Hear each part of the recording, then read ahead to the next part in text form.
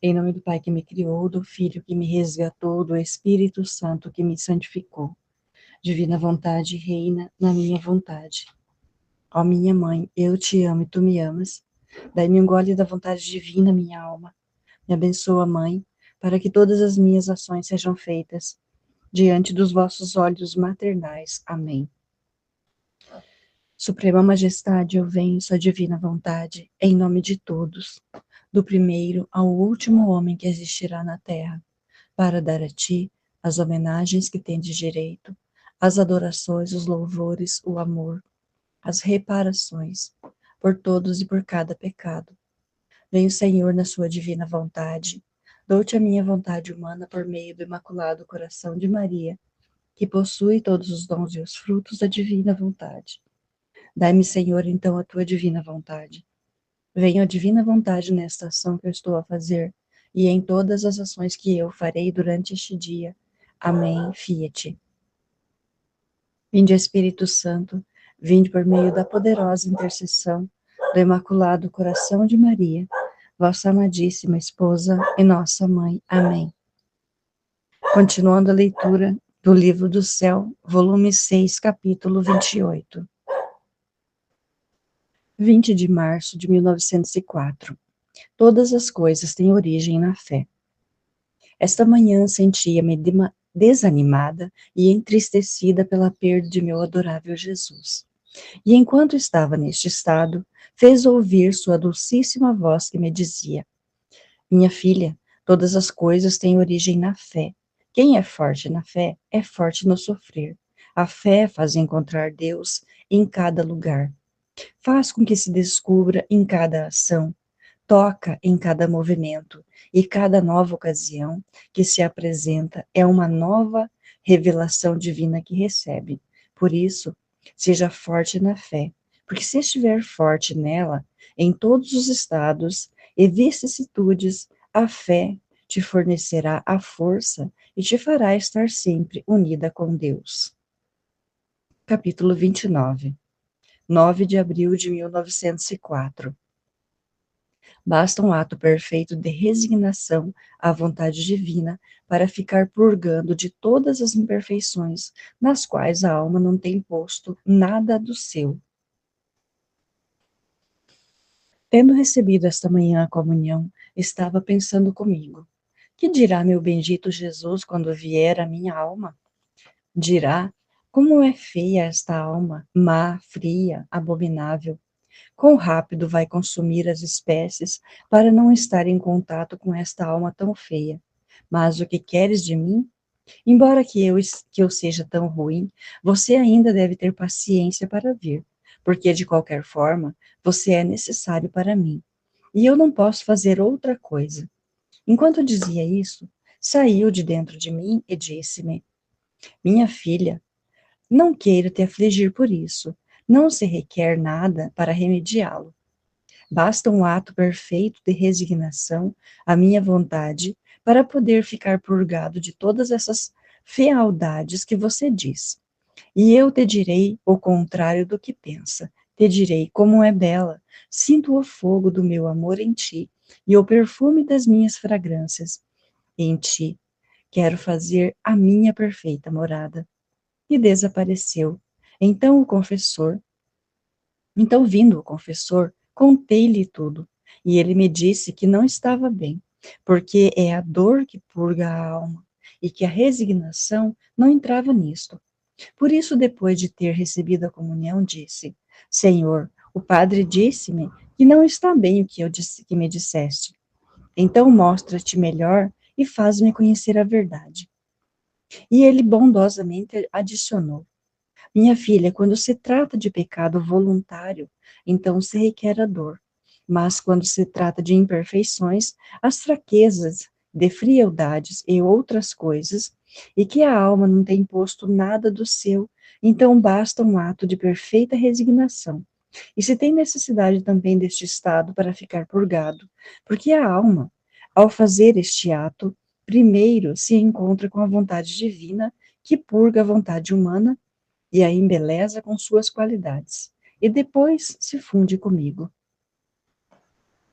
Capítulo 30. 10 de abril de 1904. As três cordas que amarram por todos os lados e estreitam mais intimamente a Jesus com a alma são sofrimentos assíduos, reparação perpétua, amor perseverante. Esta manhã, encontrando-me com o temor de que o bendito Jesus, vendo-me ainda tão má, me tivesse deixado, senti-o sair de mim e disse-me: minha filha, por que te ocupas em pensamentos inúteis e em coisas que não existem?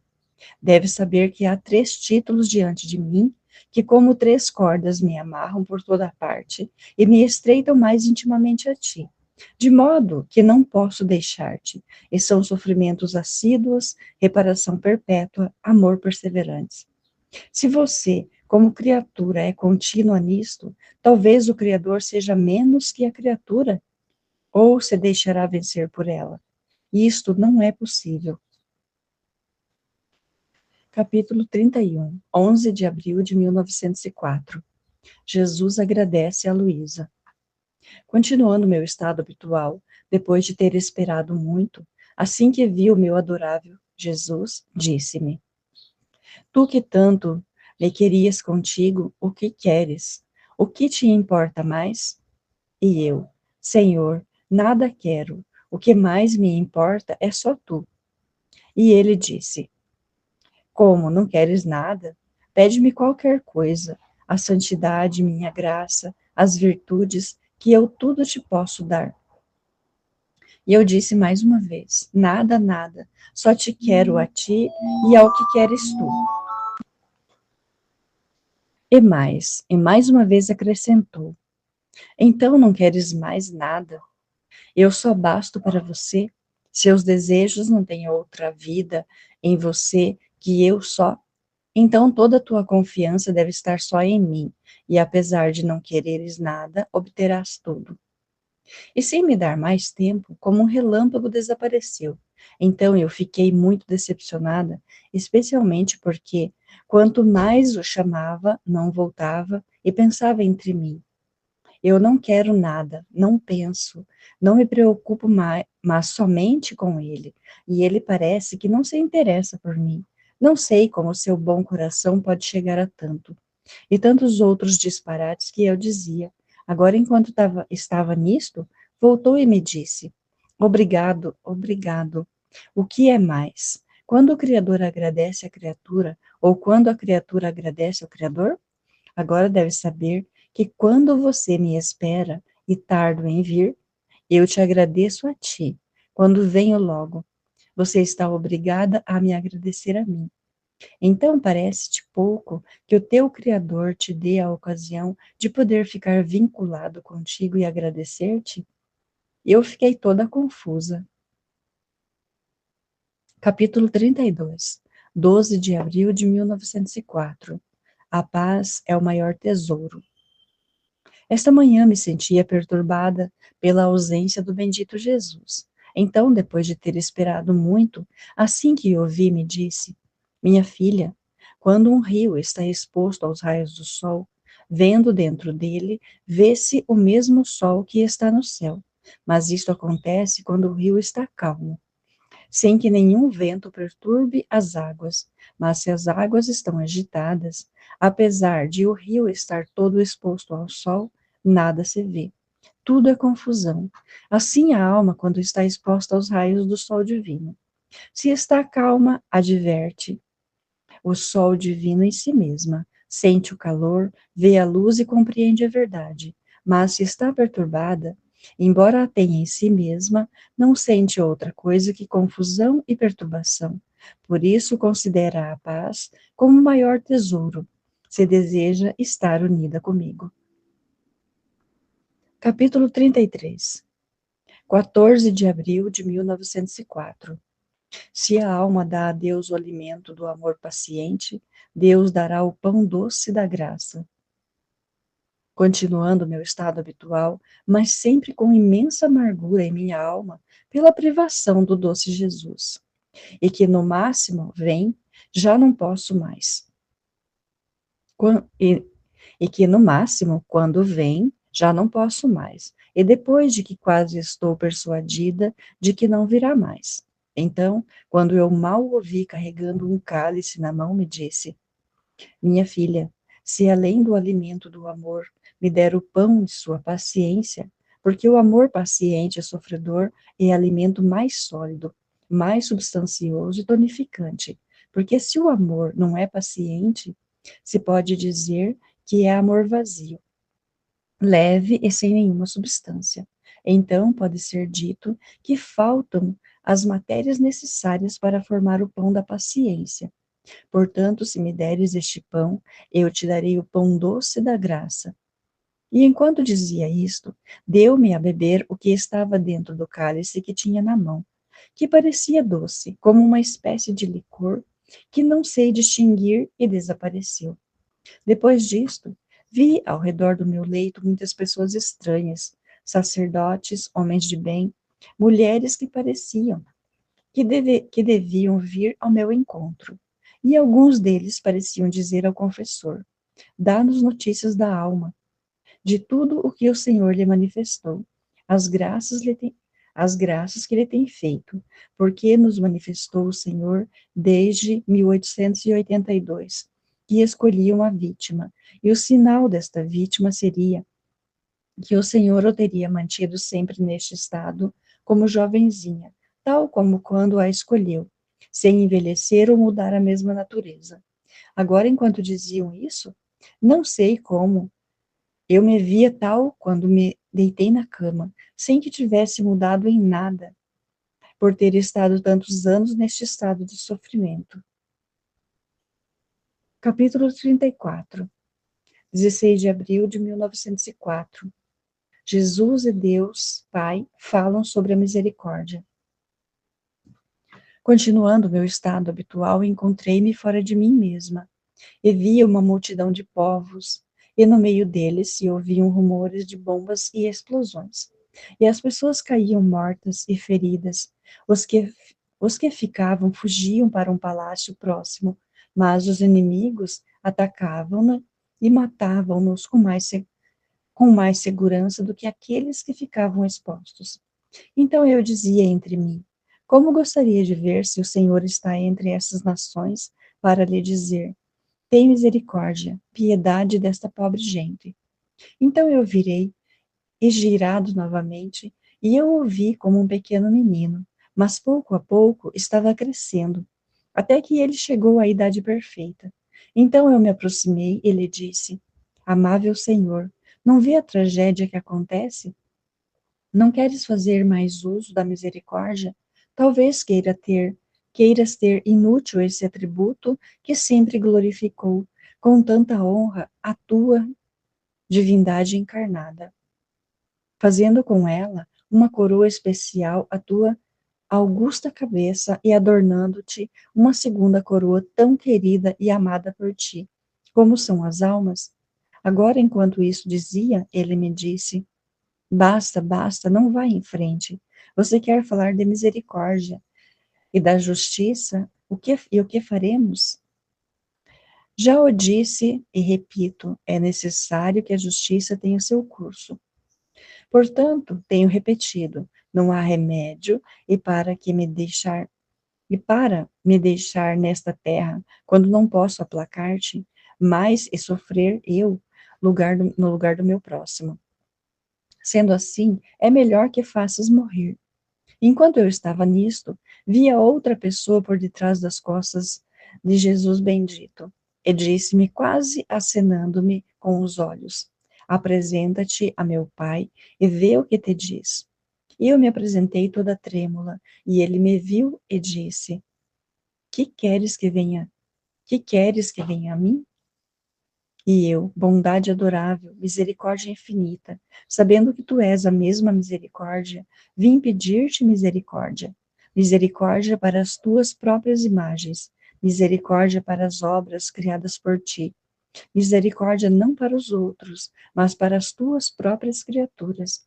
E ele me disse: Então é misericórdia que você quer?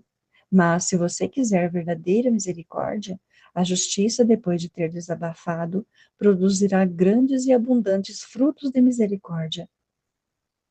Então, não sabendo mais o que dizer, disse: Pai infinitamente santo, quando os servos, os necessitados, se apresentam aos patrões, aos ricos, se são bons, se não tão, se não dão tudo o que é necessário, dão-lhes sempre alguma coisa.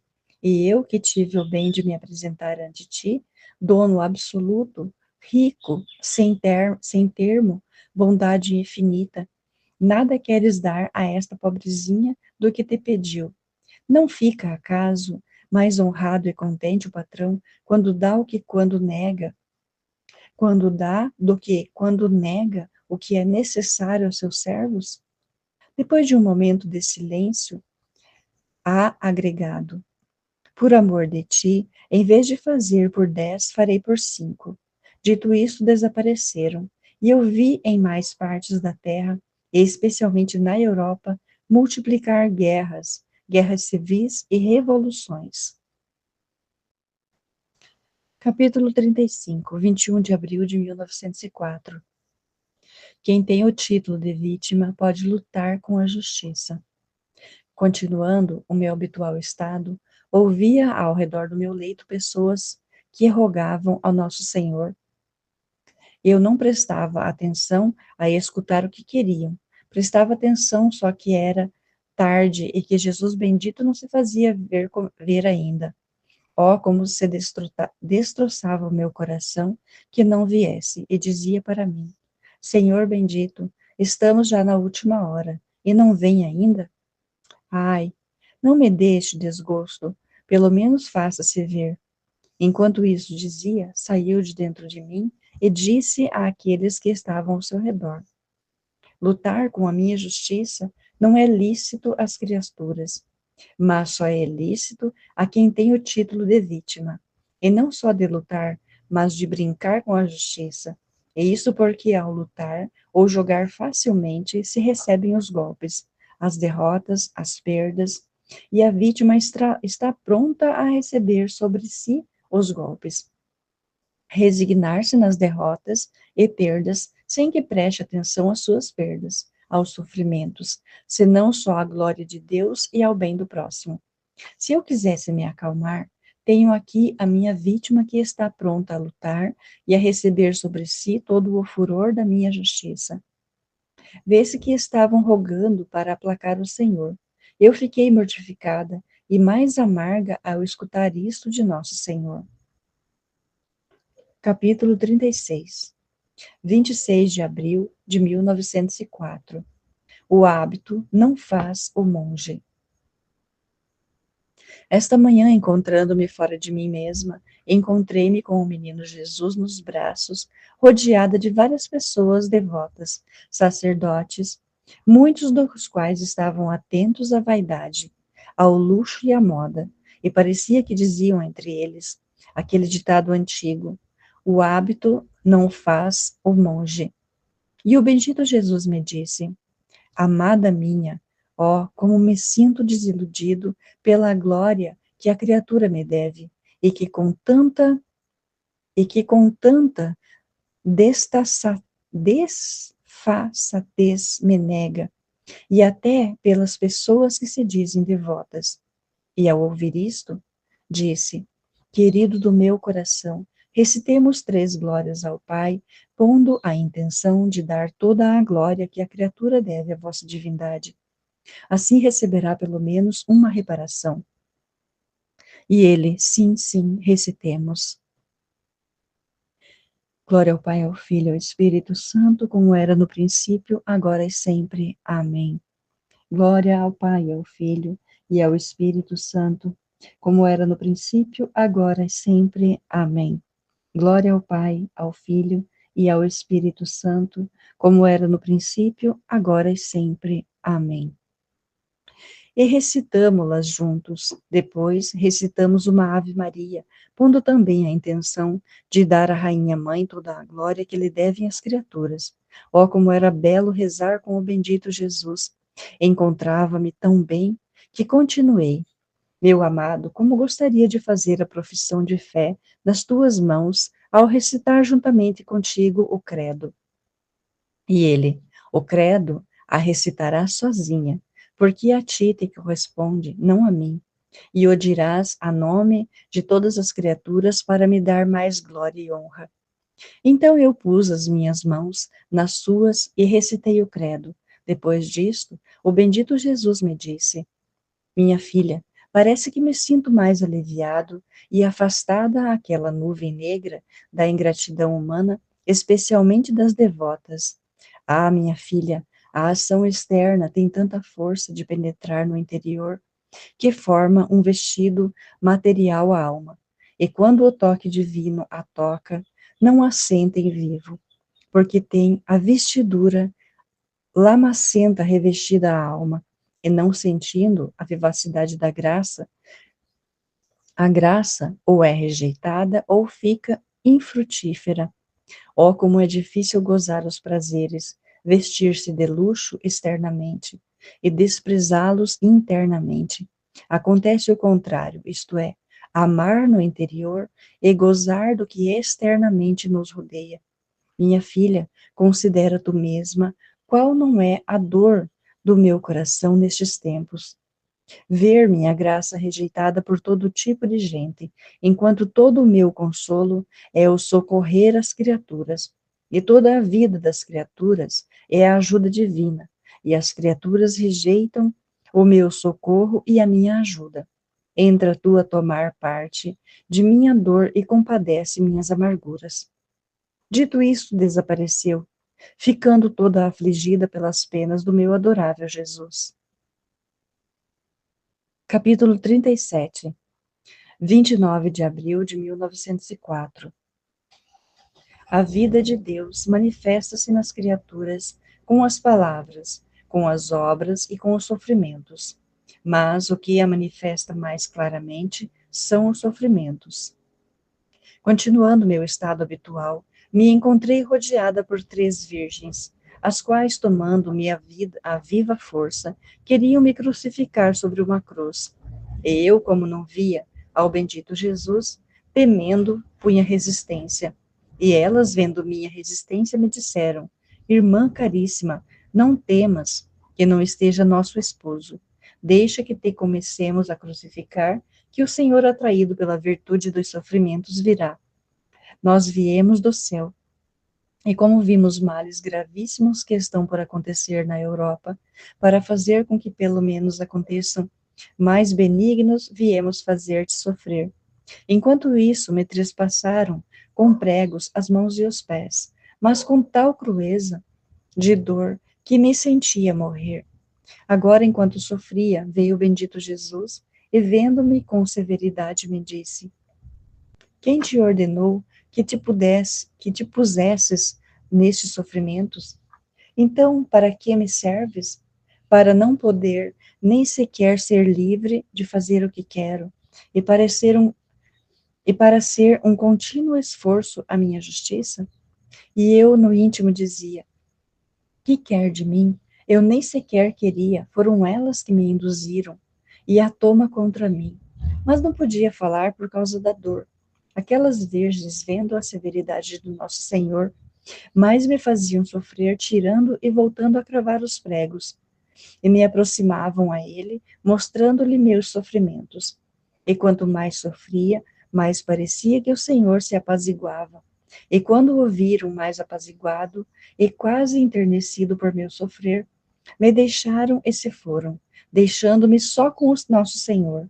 Então ele mesmo me assistia e sustentava, e vendo-me sofrer, para me reanimar, disse-me: minha filha, a minha vida manifesta-se nas criaturas com as palavras, com as obras e com os sofrimentos.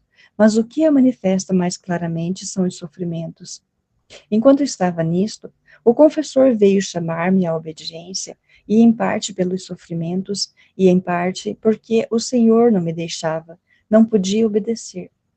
Então lamentei com meu Jesus, dizendo: Senhor, como é que o confessor está esta hora? Justo agora devia vir? E ele: minha filha, deixa que fique um pouco conosco e que participe também em minhas graças. Quando alguém continuamente frequenta uma casa, participa do pranto e do riso, da pobreza e da riqueza, Assim é do confessor. Não participou de suas mortificações e privações? Agora participa da minha presença. Então parecia que lhe participava a força divina, dizendo-lhe: a vida de Deus na alma é a esperança, e porquanto esperas, tanto de vida divina contes em ti mesmo. E assim como a vida divina contém potência, sabedoria, fortaleza, amor e outras coisas, assim a alma se sente reger por tantos fluxos, por quantas são as virtudes divinas, e a vida divina cresce sempre em ti mesmo. Mas, se não esperas, no espiritual e pelo espiritual participará também o corporal. A vida divina se irá consumindo até apegar-se de tudo. Por isso espera, espera sempre. Depois, com esforço, recebi a comunhão. E depois me encontrei fora de mim mesma e via 3 homens em forma de 3 cavalos indômitos, que desenfreados na Europa, fazendo tantos estragos de sangue, e parecia que queriam envolver como dentro de uma rede a maior parte da Europa, em guerras escarniçadas. Todos tremiam à vista desses diabos encarnados, e muitos ficavam destruídos. Capítulo 38. 1º de maio de 1904. O olho que se deleita só das coisas do céu tem a virtude de ver Jesus, e quem se deleita das coisas da terra tem a virtude de ver as coisas da terra.